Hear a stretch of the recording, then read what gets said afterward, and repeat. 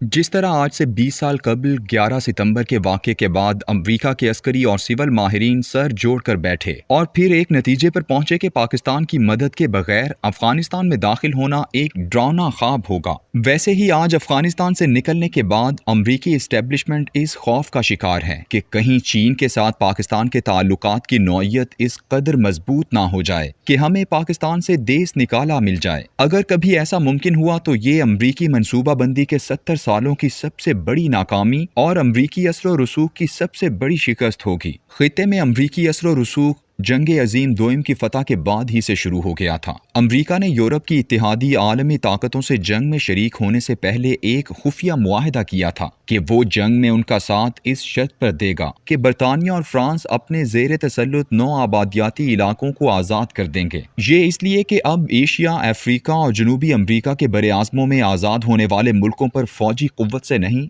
बल्कि मुआशी बालादस्ती से हुक्मरानी की जाएगी। यही वजह है कि जिस दिन 1944 में इत्तेहादी अफवाज ने नॉर्मंडी फतह किया, उसके फौरन बाद ही अमरीका ने ब्रिटन वुड्स के माउंट वाशिंगटन होटल में अपने 44 इत्तेहादी ममालिक की एक कॉन्फ्रेंस बुलाई जो 1 जुलाई से 22 दिन तक चलती रही। इस कॉन्फ्रेंस की कोख से एक नए आलमी मालियाती निज़ाम ने जन्म लिया। कागजी करेंसी की हुर्मत सामने आई, वर्ल्ड बैंक और IMF वजूद में आए और पूरी दुनिया पर बरास्ता मईशत अमरीकी बालादस्ती का परचम गाड़ दिया गया। ये परचम उस वक्त उन खितों पर नहीं लहराया जा सका जहां कम्युनिस्ट नजरियात के तहत परवलतारिया यानी गरीब आदमी की आमरीयत नाफिज थी, जैसे रूस और मशरकी यूरोप वगैरह। फ्रांस और बरतानिया अपने अपने मुल्कों में सुकड़ कर रह गए और नए आज़ाद ममालिक को अमरीका और सोवियत यूनियन दोनों ने घेरना शुरू कर दिया। पाकिस्तान अमरीकी तरगीबात के जाल में पहले दिन से ही आ गया। इस खित्ते में जहां रूस, चीन, भारत और अफगानिस्तान जैसे ममालिक अमरीका के मुखालिफ कैंप में मौजूद थे,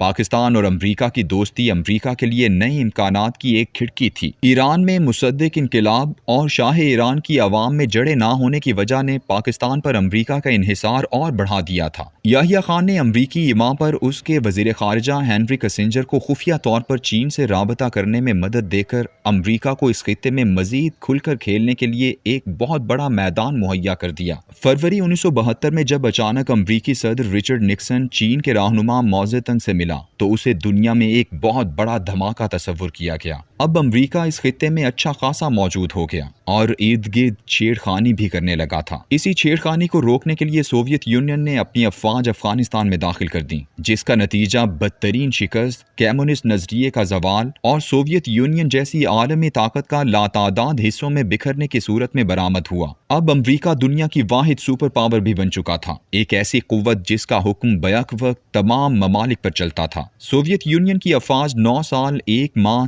3 हफ्ते और 1 दिन अफगानिस्तान में रहने के बाद निकली तो फिर 15 फरवरी 1989 से लेकर 30 अगस्त 2021 तक अमरीका 32 साल 6 माह और 15 दिन खित्ते में दंदनाता रहा और आखिरकार वैसे ही रुस्वा हुआ जैसे रूस अफगानिस्तान में हुआ था। आज अमरीका यहाँ मौजूद तो है, लेकिन शाखे नाजुक पर आशियाना वाला मामला है। अमरीका यहाँ सिर्फ और सिर्फ चीन को आलमी सतह पर मजीद उभरने से रोकना चाहता है। इस अहम हदफ के हुसूल के लिए उसके अस्करी और दीगर माहिरीन ये समझते हैं कि ऐसा करना पाकिस्तान की मदद के बगैर एक लाहासिल और नाकाम कोशिश होगी। वो पाकिस्तान से हरगिज निकलना नहीं चाहता, वो यहाँ रहना चाहता है। वो यहाँ से निकल गया तो उसकी परछाइयाँ तक इस खित्ते में नजर नहीं आएंगी। इस वक्त अमरीका के तमाम थिंक टैंक, इस्टेब्लिशमेंट, खुफिया इदारे और मालियाती गिरोह इस बात पर मुत्तफिक हैं कि पाकिस्तान से निकलना पाकिस्तान को मुकम्मल तौर पर आज़ाद होने देना है, उसे अपने शिकंजे में रखना चाहिए ताकि ये कभी भी चीन के साथ एक खुद मुख्तार मुल्क की हैसियत से ताल्लुकात उस्तवार न कर सके। आज से ठीक 10 साल कबल जब अमरीका ने यह फैसला किया कि उसे अफगानिस्तान से निकलना है और अपनी तमाम तवानाइयाँ चीन के बढ़ते हुए असर और रसूख को रोकने पर सर्फ करनी है,